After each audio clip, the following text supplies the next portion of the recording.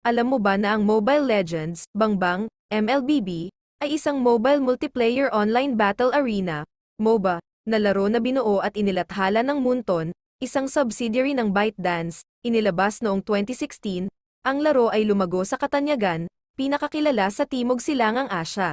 Sa kaibuturan nito, pinaghahalo ng laro ang dalawang koponan ng 5 laban sa isa't isa sa real-time na may hindi bababa sa 10 segundong matchmaking at 10 minutong tugma, nagtatampok ng tradisyonal na battle arena gameplay.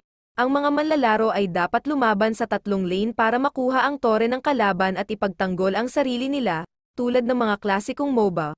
Walang pagsasanay sa bayani para mag-level up o magbayad para maglaro ng anggulo, napagpasyahan ang mga nanalo at natatalo batay sa husay, kakayahan, at diskarte. Kasunod ng tagumpay, ang Moonton ay nagtap sa esports scene sa paglikha ng ilang regional tournaments na tinawag na Mobile Legends, Bangbang Professional League, MPL, na nagsisilbing qualifier para sa Mobile Legends World Championships. Ito ay kabilang sa 6 na laro na napili para sa unang medalyang kaganapan ng esports competition sa 29 na Southeast Asian Games na ginanap sa Pilipinas, orihinal na pinangalan ng Mobile Legends 5v5 MOBA.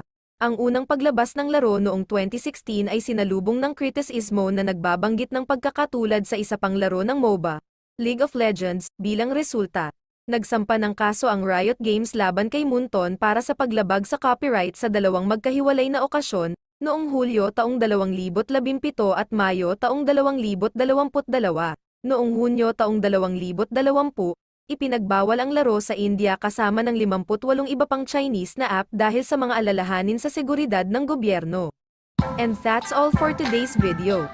At kung di ka pa nakasubscribe, please click the subscribe button and hit the notification bell para lagi kang updated sa mga latest upload. Thanks for Wake watching. up early, the sun's shining bright. The birds are singing, it's a beautiful sight. A brand new day, let's seize it tight. The world is ours, let's take a bite.